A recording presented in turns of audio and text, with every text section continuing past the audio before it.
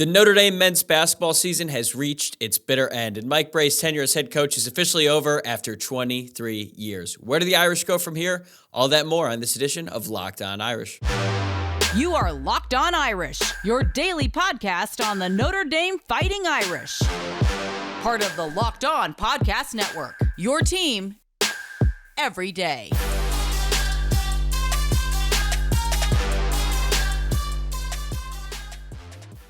What's up and welcome to Locked On Irish. It is Wednesday, March 8th, and thank you for making this your first listen of the day. The show is free and available wherever you get your podcast, plus you can watch it on YouTube as well. If you're listening to the podcast, please rate, review, and subscribe, and if you're watching on YouTube, give the video a thumbs up below and subscribe to the channel. My name is Tyler Wojciak, and I am the host. I'm a Notre Dame alum and a producer at the Fox Sports headquarters in Los Angeles, and this episode is brought to you by FanDuel Sportsbook, the official sportsbook of Locked On. Make every moment more. Visit FanDuel.com/LockedOn today to get started. And in today's episode, we're going to put this hugely disappointing men's basketball season to rest once and for all. We don't need to rehash it too much. It sucked, but I do think we need to acknowledge where the program is at and discuss what questions need to be answered as we transition into a brand new era of men's basketball at Notre Dame. But let's start with the game last night. The Irish fell to Virginia Tech by a final score of 67-64 in the first round of the ACC Tournament, and just a brutal way to end it, but also kind of fitting based on how the season has gone so far. So Nate Laszewski had a chance to tie the game at the end of regulation, but his three-point attempt hit the rim, hit the backboard, and then fell to the ground, and Notre Dame lost. It really was a great game from start to finish, though. There were 21 lead changes or ties in total, 12 of those coming in the second half. And like I was saying, the ending was a microcosm of the entire season. Notre Dame actually led 62-58 with 2 minutes to go, but that quickly evaporated, and they weren't able to capitalize on any of their opportunities late. I give credit to Cormac Ryan for playing tough throughout the game, but he just couldn't get anything to go his way at the end there, and it's really unfortunate to see his career end that way. But again, this was Notre Dame's 10th loss this season in a two-possession game out of 13 chances. That's not going to get it done, and this group just really struggled late in games, and it happened again in Greensboro. I did love the fact that Mike Brey went out swinging, and look, I'm not a blame the officials guy, and I don't think that the officiating is the reason that Notre Dame lost this game. But I think everyone who watched that game would agree that the officiating was suspect, to say the least. And this was especially apparent on the play at the end when Matt Zona was fouled as he was trying to set a screen. But Zona accidentally elbowed the Hokies player who was trying to set the screen on, which resulted in a technical and possession back to Tech. And here's what Brey had to say about that play after the fact. Quote, "I'll be very honest now that I'm not in the league anymore. I think that last play, if you have an A officiating crew, and that was not an A crew, you say that's a basketball play." Then Brey would later go on to say, quote, "Look, Virginia Tech made plays, but I don't think that was handled right. We had some turnovers and made mistakes too. I think that's a basketball play in a great game, and you can shoot the free throws and let the game play out if that's a big-time crew," end quote. If that's a big-time crew is basically saying that crew sucked.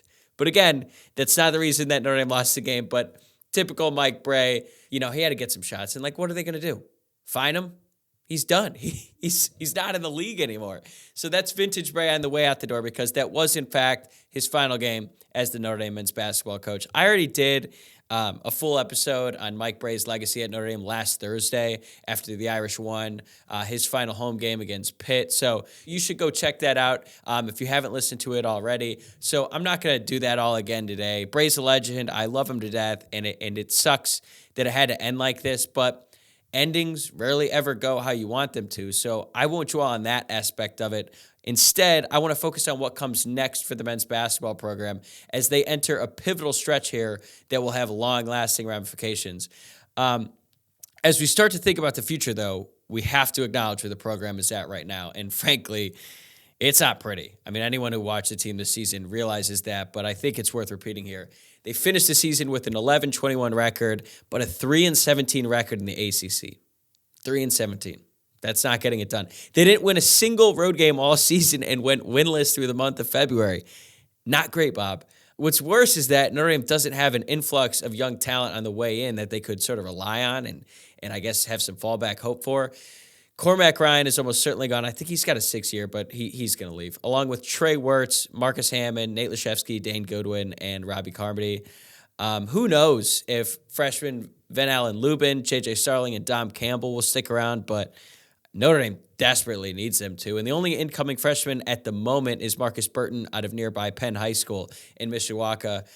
If you look back at the past few years, they've only made the tournament one time since 2017, and as fun as that run was last year when Notre Dame knocked off Rutgers and then Alabama, I think I speak for everybody when I say we're itching for more consistent runs in March like we saw from 2006 through 2017 when the Irish made the tournament 9 times in 11 seasons. So as Notre Dame turns the page here, there are a ton of questions surrounding the program. And they're not all about the head coach either, although that is obviously hugely important in how all of this shakes out the rest of the way. So what are the most pressing questions facing the men's basketball program right now? That's coming up next on Locked On Irish. Before we get to that, though, I want to tell you about FanDuel. The midway point of the NBA season is here, and now is the perfect time to download FanDuel, America's #1 sportsbook, because new customers get a no-sweat first bet up to $1,000. That's bonus bets back if your first bet doesn't win. Just download the FanDuel Sportsbook app. It's safe, secure,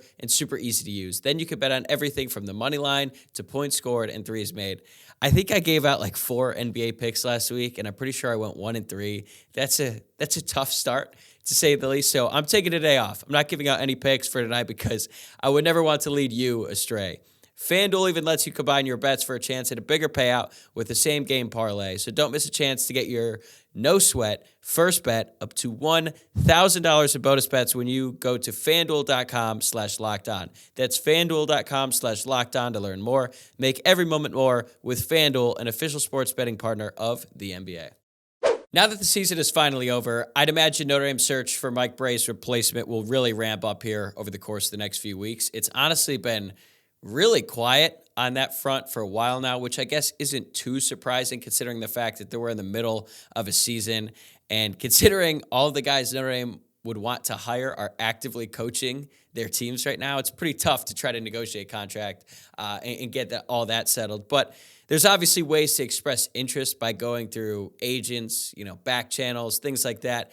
But now you can really make progress as seasons wind down across the college basketball landscape, and some seasons end, like the case for Notre Dame. So we're going to spend plenty of time talking about who should replace Mike Brey, what Notre Dame should be looking for in their next candidate on this podcast over the course of the next few weeks. But before we can really discuss that, I think the Notre Dame athletic department has some questions they need to figure out themselves before they can make a hire. The first being, what are the expectations for the next head coach? Because I think that's hugely important here, right? And in my opinion, I think that Notre Dame basketball fans, maybe not so much football fans, have a very realistic understanding of the expectations for the basketball program, okay? They understand the limitations, all that. We've been through that here. So, personally, I think Notre Dame should be, in the tournament conversation every year. Like, I understand down years happen. I get it. But they should be in the mix until February at the very least. And, once they're in the tournament, I think at least one trip to the second weekend every 4 years is pretty reasonable. Notre Dame is always going to be a developmental program. That's the same way as it is for football, as it is for basketball. So they won't be able to just reload year in and year out by signing 5-star one-and-done guys. That's never been the case in Notre Dame and never will be the case in Notre Dame. They're going to have to develop guys over the course of their careers, and hopefully that will lead to a deep run once every 4 years. All it takes is like a couple months to get hot at the end, and all of a sudden you find yourself in the Elite Eight like Notre Dame was in back-to-back seasons. I think those expectations are totally fair, and I actually think that makes the job a little bit more appealing to other coaches because they realize that they won't get run out of town after like one bad season, like Chris Holtmann is dealing with at Ohio State, for example. Keep an eye out for him, by the way. I think Holtmann would be a great hire, and there's enough smoke there that makes me think it's a legit possibility that he comes to Notre Dame. But still, let's get back to the administration. I'm not sure what they expect out of the basketball program going forward. That's not to say that they aren't invested, because they clearly are. Brey was compensated well. The facilities are first class, although it took them far too long to get those facilities dealt with. I mean, that was a battle that Brey had to fight for years before it finally got done. They were literally practicing in the basement called the Pit, all right? So they've come a long way in that regard, but still a long way to go when it comes to investment from the university.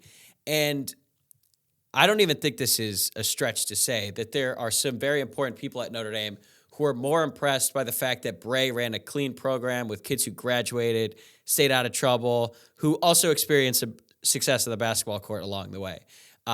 That's great and all, but we want some wins, man. And now that we're in the era of NIL and the transfer portal, an already difficult job is even harder. So what is the university going to do to help the coach navigate all of that? That comes back to the expectations point. Like, what do they expect out of the coach, out of the program? And it's tough to say from the outside. We know that getting undergraduate transfers into the school is very difficult across all sports, and really all undergraduate students for that matter. Speaking from my own experience there, we talk about it in the context of the football team all the time. So the job as the men's basketball coach at Notre Dame was already difficult before, but now it's an even bigger challenge to keep guys around long enough to develop them properly. I mean, guys leave after 1 year all the time. That's why I'm concerned about what Starling's going to do, Lubin, like every freshman on the roster, really, because they just you look all around the country, how many guys enter the transfer portal every year in basketball. It's insanity. Now, on the flip side of that, you could build a team through the transfer portal if you effectively scout players and get them to come to your school. And I think that's a great way for teams to have success. Like, look at Pitt, for example. I think every guy in their starting five has transferred at least once, and they just won the ACC regular season title. So that's one way to do it. That's one way that a lot of other teams are doing it. Is Notre Dame going to be able to do that? I don't know. And if Notre Dame can't go out and get transfers to enhance their roster like everyone else, the administration has to recognize that they're limiting the program even more than the limitations that already exist, and the expectations for the next head coach have to reflect that. So everyone really needs to be on the same page here going forward. And I would hope that Mike Brey had enough success as the head coach of the men's basketball program that the university would want to build on that and, go further. Like, could Notre Dame potentially make a Final Four run? I wouldn't say they'd be able to do that consistently year in and year out, but it's not impossible. I mean, they were this close to getting to the Final Four in 2015, but they obviously lost to that Kentucky team. That's one of the best college basketball teams of all times. They were right there. It just didn't happen. So once everyone gets on the same page there between administration, coach, players, I think hopefully that will lead to more success for the program. But I think that the biggest question here that will really determine the next decade for the men's basketball program has more to do with the administration and no one else, okay? Because they have to decide, how serious are they? How serious is Notre Dame about the men's basketball program? We'll talk about that coming up next on Locked On Irish. When it comes to the pecking order of Notre Dame athletics, I don't think there's any confusion about where men's basketball stands. They will never, ever be one. It's a football school. Football's going to get all the attention, the majority of the resources. It's just the way it's always been. It's the way it's always will be, and I think we all understand that, right? Like, that's not really a surprise, but that's okay.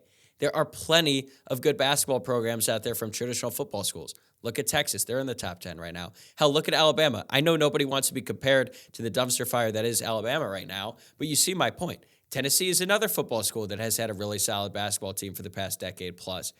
Miami, Florida, they're like a wannabe football school, but they have a good basketball program. Baylor just won a national championship a couple of years ago, and I would say that if you ask the average Baylor fan, what would you rather have, a football championship or basketball, they would say football 10 times out of 10. There's plenty of examples out there. Those are football schools who invest plenty into their men's basketball program, and the results speak for themselves. Like, you can have both. And anyone who tells you otherwise is lying. With that being said, though, Notre Dame has to figure out how serious they are about the men's basketball program. Because if they decide to take a more passive approach going forward and hire someone from, say, a mid-major and supply him with limited resources in the hopes that he manages to do more with less because he did that at a mid-major school, it's not going to work out. Like, Notre Dame is in the ACC. I know the ACC had a down year. It's not gonna work out, okay? You can't just give whoever it is. It could be a big name. If Notre Dame does not invest into that person properly, it's not gonna work out. Like, it doesn't work that way anymore. Much like football, The school has to decide how willing they are to engage in this modern era of college basketball. They have to figure out the transfer portal. Like, that has to be number one. If you're serious about the program, you have to be serious about the portal.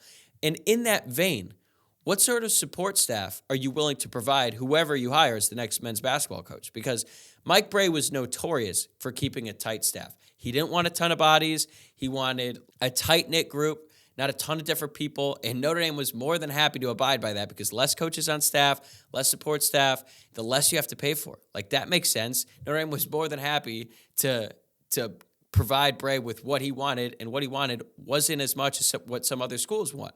That might not be how the next coach operates. Whoever the next guy is might want a bunch of people to help out with recruiting, operations, scouting, training, all that. And if that's the case, the university has to be willing to shell out the money necessary to make those hires. If they are, I think that Notre Dame will have a lot more success. And I know that wasn't Brey's thing, but now that it's over and we can all look back at it now, I think we all could admit that he probably could have benefited from a few more bodies there, especially on the recruiting trail. Like, that's obvious. So go look at team pictures, right, from any other top basketball program around the country. There's like 50 people there. There's way more coaches and support staff than there are players. And frankly, that's just what it takes to win nowadays. Like, you look at the NBA level, how many people work on one single team. It's insane. Now, I'm not saying that's going to happen for Notre Dame basketball, but there needs to be more people, more of an investment, not just financially, but with people, a commitment to make the men's basketball program the best that it can be. And I really think that Notre Dame is at a crossroads right now when it comes to men's basketball. There's no doubt about it. And this next decade will basically be determined by the decisions made in the Golden Dome and in the Joy Center over the next couple of weeks. And it really all falls back on how serious is Notre Dame about the men's basketball program.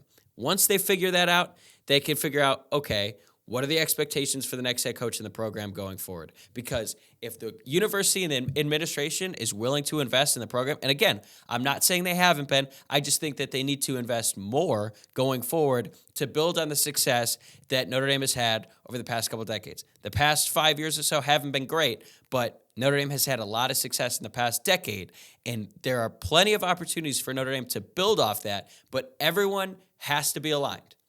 The university has to take the men's basketball program seriously. They will have to provide whoever the coach is with whatever he needs to be successful within the context of what Notre Dame is about. And I get all that. I know there's going to be some limitations there forever, but if they're all on the same page and there's a very clear standard of expectations that the university and the fan base and everyone involved can all agree upon, I think Notre Dame's in a good position. But there are some very important questions that need to be answered, and they need to be answered soon. And that will culminate in the next, whoever the hire is, and then really the next decade of the men's basketball program, because these past few years have been disappointing, but I think that there's plenty of reason to be optimistic about the future, even if the short term doesn't look that bright. That's going to do it for me today. Thank you for making this your first listen today. And whether you're watching or listening, please remember to subscribe to the show. Please subscribe. You can also follow us on Twitter at Locked On Irish, on Instagram at Locked On Irish Pod, or my personal Twitter account at Tyler, Wojciak. For your second listen today, go check out our brand new podcast, Locked On College Basketball. Experts Isaac Shade and Andy Patton bring you everything you need to know on and off the court, plus hear from big-name experts, coaches, and players throughout the basketball landscape, all on Locked On College Basketball, available on YouTube and wherever you get your podcasts. I'll see you guys tomorrow.